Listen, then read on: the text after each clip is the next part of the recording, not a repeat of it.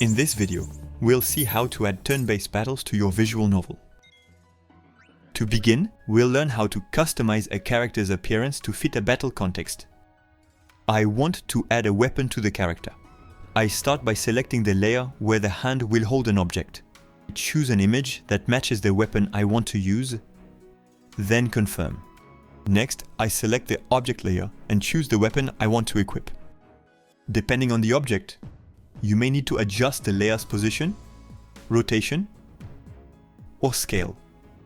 You can also choose different attachment points: the right hand, the left hand, the body, and so on.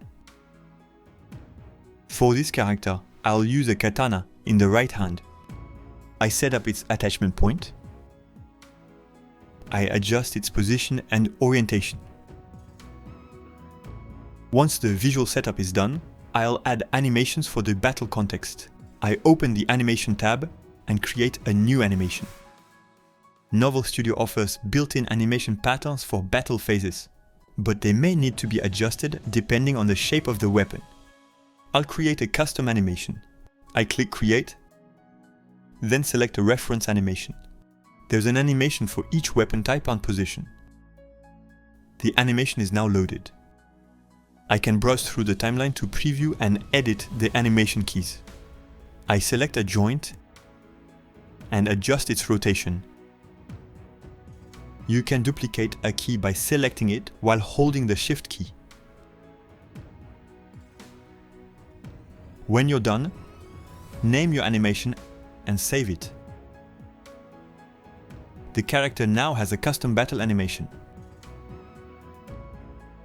We are done with the visual part. Now let's configure the character for battle phases. To do this, open the Battle tab. I select the version of the character that will be used during battles. I can assign an animation and a facial expression for each battle phase. The animations are now set. Next, I'll add actions to the character. Novel Studio provides predefined actions, but you can also create your own. It's also possible to add new actions dynamically during the game. We'll see that later in the tutorial. Now let's move on to the stats section. Each character has statistics that influence the outcome of their actions. You can set their values directly or link them to game variables, so the character can evolve throughout the story.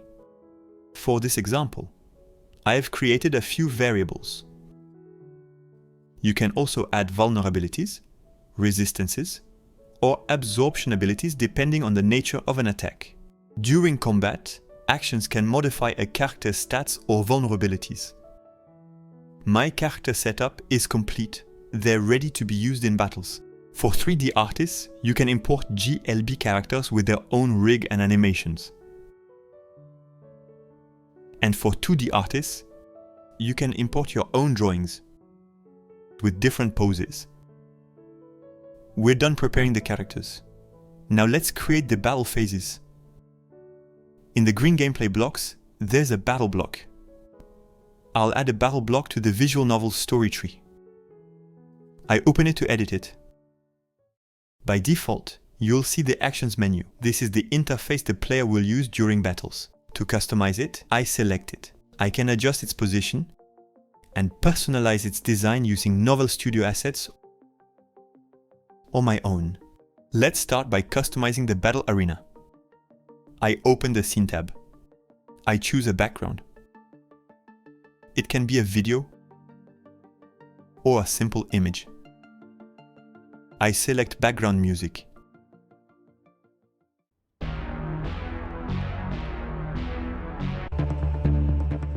You can also import your own audio files. I add an ambient loop. And finally, a victory theme for when the player wins. The battle arena setup is complete. Now I'll add the fighters. I start by adding playable characters and then add an enemy controlled by the game. You can adjust the characters' positions delete them, and add actions specific to this battle. The status bar can be hidden, floating, or displayed above the character. The arena is now ready. Let's move on to the more technical part. We'll create new actions. To create an action, I select an existing one and click Duplicate. I add the new action to the character and select it. The action panel appears. I choose an icon. Give it a name. An action can be a physical attack, a skill, a magic spell, or an item use. It can be performed at range or in melee. It can target a single character, a group, or all characters. You can also change the blink color that appears on impact. Depending on the type of action, it can have different phases. For each phase, you can add a sound effect and a sprite sheet. If I choose a magic type action, there are two phases. For the impact phase, I can customize the sound effect. Same thing for the spell preparation phase.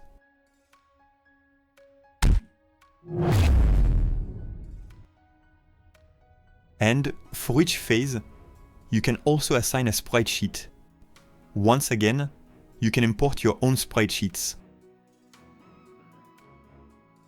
That covers the visual part of an action. Now let's move on to the gameplay part.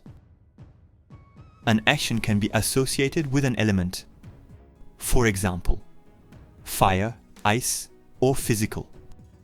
Depending on the target's vulnerabilities and resistances, the result of the action will be amplified, reduced, or even reversed. When the action is triggered, a calculation determines whether it hits or misses the target. You can customize this calculation using the character's variables. On the left, you'll find the list of available variables. Just below that, you'll find the target's variables. You can also access all global game variables. As for the calculation, if the success value is set to true, the action succeeds. If it's false, the action fails. You can use the random function to generate a random number between 0 and 1. If the probability value is higher than the random number, the action succeeds. Otherwise, it fails. You can also force success by directly setting the success value to true. In that case, the action will never fail. Just below, you'll find the formula that defines the result of the action. Here, for example, it's the character's strength squared divided by their strength plus the target's defense. That gives us the attack power. Then we multiply it by the weapon's efficiency and we get the damage value. From there, I can reduce the target's HP by that amount. This is just an example. You're free to write your own formula.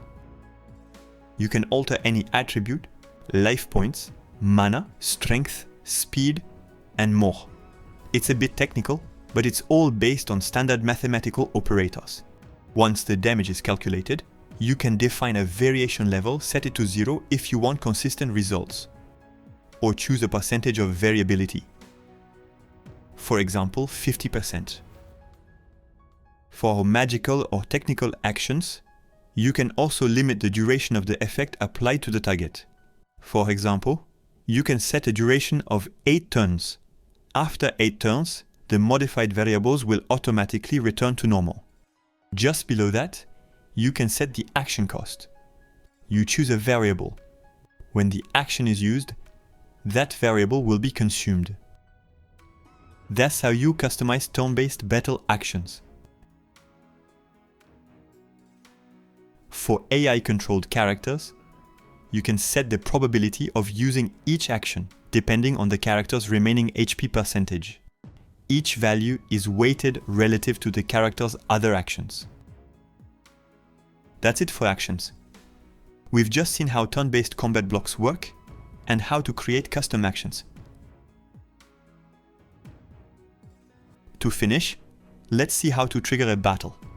There are several ways to do this. To create random encounters when the player moves around a playable area, I start by adding exit numbers to the block. I select the block and enable random encounters. Then I set the encounter frequency and choose the exit the player will be sent to. From there, I can connect a battle block or any other type of block. And now I'll run a test. The player moves around and a battle is triggered.